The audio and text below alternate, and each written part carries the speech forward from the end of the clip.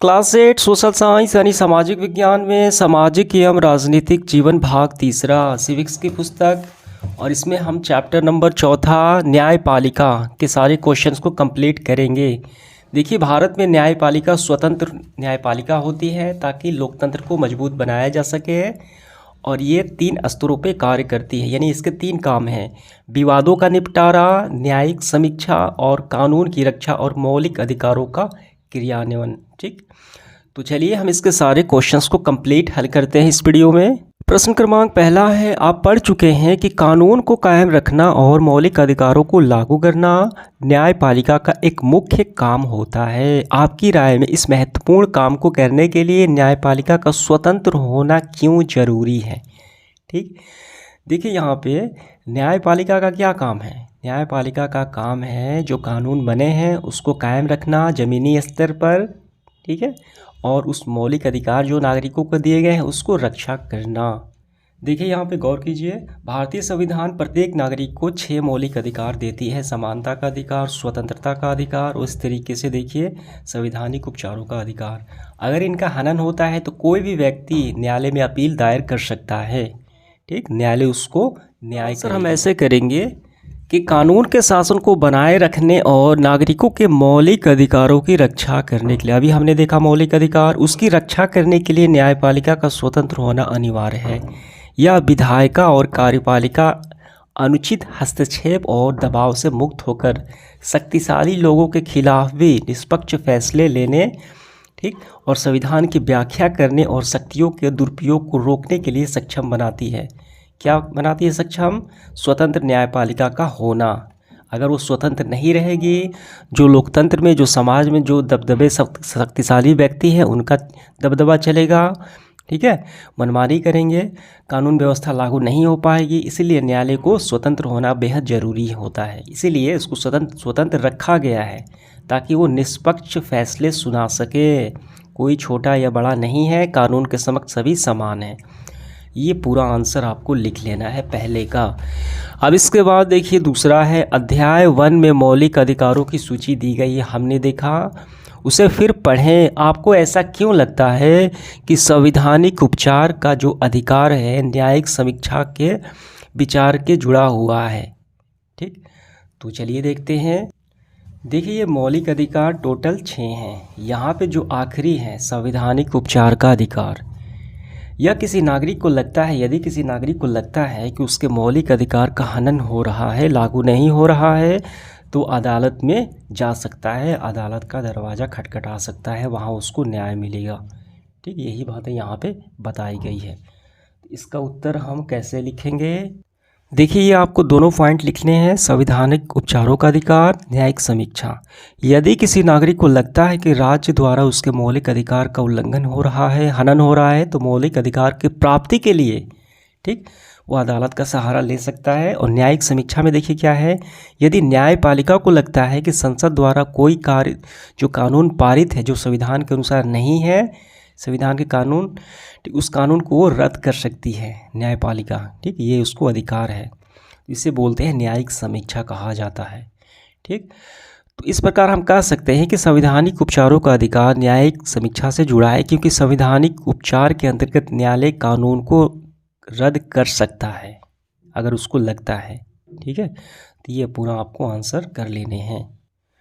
देखिए, अब इसके बाद तीसरा सवाल देखते हैं। नीचे 3 स्तरों के न्यायालय को दर्शाया गया है, यहाँ पे देख पा रहे हैं आप। प्रत्येक के सामने लिखिए कि उस न्यायालय ने सुधा गोयल के मामले में क्या फैसला दिया है।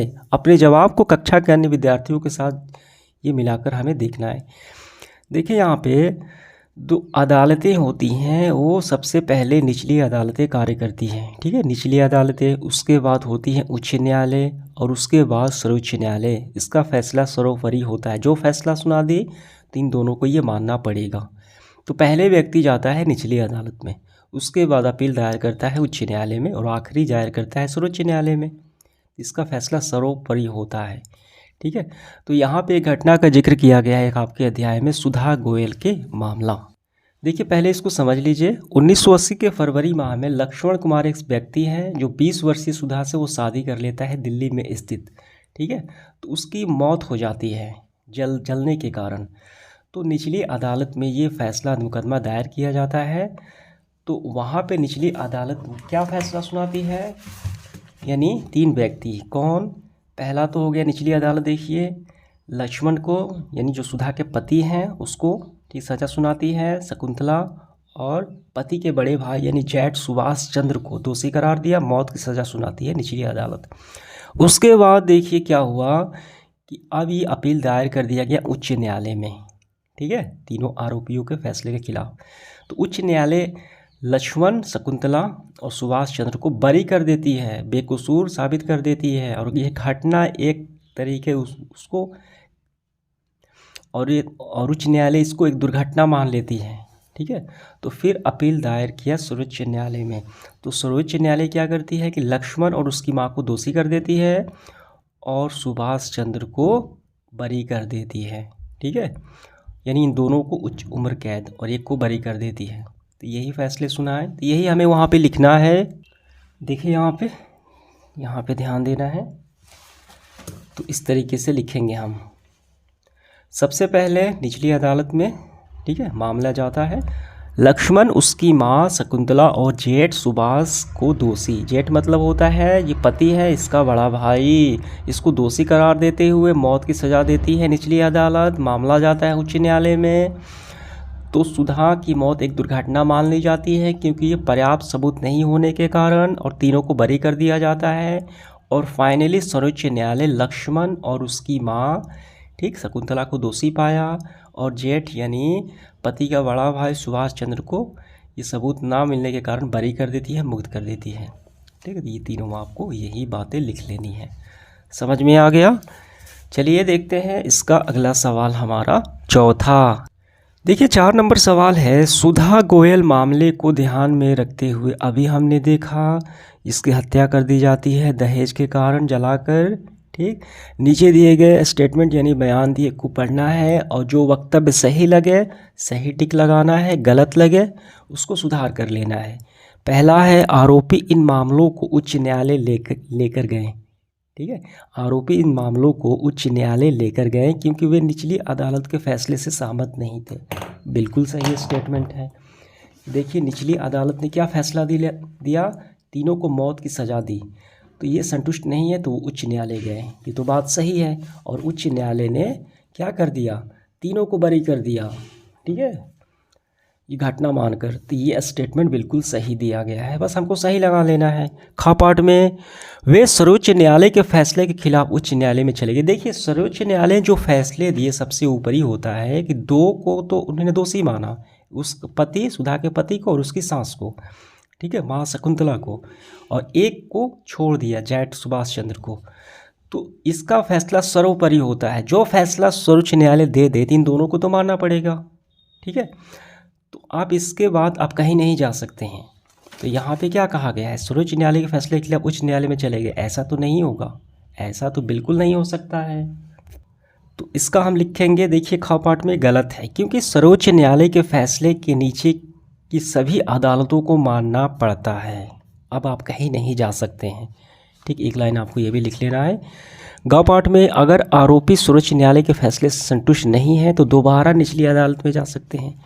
निचली अदालत में देखिए अगर ये फैसला सुना देती है तो आप निचली अदालत में नहीं जा सकते हैं, ठीक है, ऐसा नियम नहीं है।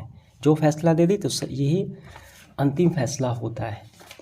तो इसका हम लिखेंगे, देखिए ये भी गलत है ग पाठ, क्योंकि सर्वोच्च न्यायालय का फैसला अंतिम फैसला है, सर्वोपरि फैसला होता है, ठीक। तो ये आपका आंसर हो गया, समझ में आ गया। चलिए बढ़ते हैं अगले सवाल 5वें की तरफ। आपको ऐसा क्यों लगता है कि 1980 के दशक में शुरू की गई जनहित याचिका की व्यवस्था सबको इंसाफ दिलाने के लिहाजे से एक महत्वपूर्ण कदम थी? देखिए 1980 में एक कानून पारित किया गया जिसमें कि जनहित याचिका, नाम से ही स्पष्ट है, जन मतलब जनता, हित, जनता के हित के लिए याचिका दायर कर सकता है अदालत में आम जनता, ठीक है। तो ये जो शुरू की गई एक के इंसाफ के लिहाजे से महत्वपूर्ण कदम थी। देखिए थोड़ा इसको पहले समझ लेते हैं। क्या हर व्यक्ति की अदालत में शरण में जा सकता है? देखिए, भारत के सभी नागरिक देश के न्यायालय के शरण में जा सकता है। इसका अर्थ है कि प्रत्येक नागरिक अदालत के माध्यम से न्याय मांगने का अधिकार है। लेकिन कुछ व्यक्ति ऐसे होते हैं जो काफ़ी गरीब होते हैं, दिहाड़ी मजदूरी करने वाले होते हैं, तो उनके पास ना तो धन होता है, ना अच्छी शिक्षा व्यवस्था या पहुंच होती है कि वो अदालत में जा सके, तो इनको इंसाफ मिलना मुश्किल हो जाता है। तो इसी बात को ध्यान में रखते हुए 1980 के दशक में सर्वोच्च न्यायालय ने एक जनहित याचिका पारित की है, ठीक है, PIL व्यवस्था विकसित की। तो इस तहत वो सर्वोच्च न्यायालय में न्याय तक ज़्यादा से ज़्यादा लोग तक पहुंच स्थापित हो सके, वो यानी वो जा सके आसानी से, वो न्याय मिल सके, ये व्यवस्था की गई है। ये तो न्याय की दृष्टि से काफ़ी बेहतर व्यवस्था है, ठीक है, अच्छी व्यवस्था है। तो इसका हम क्या लिखेंगे, तो इसका आंसर हम काफ़ी अच्छे से आपको ये पूरा लिखना है। देखिए, कानून प्रक्रिया लंबी और महंगी होती है, इसलिए अधिकतर लोग गरीब अदालत तक पहुंच ही नहीं पाते हैं। ऐसे लोगों को अक्सर न्याय से वंचित रहना पड़ता है। जनहित याचिका की व्यवस्था ऐसे लोगों को ध्यान में रखकर बनाई गई है, जिसके अनुसार कोई भी व्यक्ति अपनी समस्या लेकर हाई कोर्ट या सुप्रीम कोर्ट में जनहित याचिका दाखिल कर सकता है और न्याय पा सकता है। इसीलिए मुझे लगता है कि जनहित याचिका की व्यवस्था सबको न्याय दिलाने के लिए महत्वपूर्ण कदम थी, ठीक है, जो कानून बना। समझ में आ गया। अगला सवाल है 6 नंबर। ओल्गा टेलिस बनाम बम्बई नगर निगम मुकदमे में दिए गए फैसले के अंशों को दोबारा पढ़िए। इस फैसले में कहा गया है कि आजीविका का अधिकार जीवन के अधिकार का हिस्सा है। अपने शब्दों में लिखिए इस बयान को, जजों का क्या मतलब है। देखिए, ये घटना घटी थी ओल्गा टेनिस बनाम मुंबई नगर निगम, जिसमें कि झुग्गी बस्तियों को हटाया जा रहा था। तो हटाने से उनकी आजीविका तक ख़त्म हो जा रही है, जैसे कि बुलडोजर का चल रहा है, ठीक है। अतिक्रमण के बहाने लोगों की आजीविका को वहाँ पे ठेस पहुँचाई जा रही है। तो इस लोग इससे क्या होगा कि आजीविका ख़त्म होगा तो जीने का अधिकार जो उनका है वो ख़त्म हो जाएगा। ये कहा गया है, जजों ने कहा है कि जीवन का मतलब केवल जैविक अस्तित्व बनाए रखना ज़्यादा नहीं होता। इसका मतलब यह है कि कानून द्वारा तय की गई प्रक्रिया जैसे मृत्यु दंड देने, उसे लागू करने के अलावा आजीविका का अधिकार भी, कोई व्यक्ति अपने जीवन जीने के साधनों आजीविका के बिना जीवित नहीं रह सकता। आजीविका का अधिकार भी जीवन का अधिकार होता है, उसको आप हटा नहीं सकते हैं, ठीक है। ये संविधान में बातें कही गई है। देखिए, इसका आंसर हम लिखेंगे, ओल्गा टेलिस मामले में न्यायाधीशों ने यह मत दिया कि आजीविका का अधिकार जीवन के अधिकार का एक हिस्सा है। अगर किसी व्यक्ति की आजीविका छिन जाती है तो वह जीते जी मर जाता है, अतः आजीविका को जीवन के अधिकार का एक आयाम माना जाता है, ठीक है। ये आपका आंसर हो गया, समझ में आ गया। अगला सवाल है 7 नंबर। इंसाफ में देरी यानी इंसाफ का कत्ल, इस विषय पर एक कहानी बनाइए। देखिए, किसी मुकदमे का जो फैसला देर से आता है, ठीक है, तो वो क्या होती है, उसका वही होता है, इंसाफ में देरी हो जाती है, ठीक है। किसी मुकदमा हो, कोई केस हो, सुनवाई हो, देरी हो जाती है, जो अक्सर होता है लंबित कई सालों से बाद। ऐसा होता है कि उस व्यक्ति की मृत्यु हो जाती है और उसके बाद फैसले आते हैं, ऐसा होता है। हमें कहानी बताने हैं तो यहाँ पे मैं लगा देता हूँ, वो पूरा आपका आंसर हो गया। इसके बाद अगले पन्ने में शब्द संकलन में दिए गए प्रत्येक शब्द का वाक्य बनाइए। देखिए, तो शब्द संकलन में ये वाक्य है, बरी करना मतलब उसको आज़ाद करना, क्या होता है, आरोपों से मुक्त कर देना है उस व्यक्ति को। अपील करना, मुआवजा, बेदखली, उल्लंघन, इससे हमें वाक्य बनाने हैं। तो इसका स्क्रीनशॉट लगा देता हूँ, वहीं से आपको कर लेने हैं, ठीक है, कहाँ वहाँ से आपको समझ में आ जाएगा। अब इसके बाद देखिए 8वां, यह पोस्टर भोजन अधिकार के अभियान द्वारा बनाया गया। इस पोस्टर को पढ़कर भोजन के अधिकार के बारे में सरकार के दायित्व की सूची हमें तैयार करना है। देखिए, भूख से मौत जिम्मेवार कौन, इसकी जिम्मेवार सरकार होती है।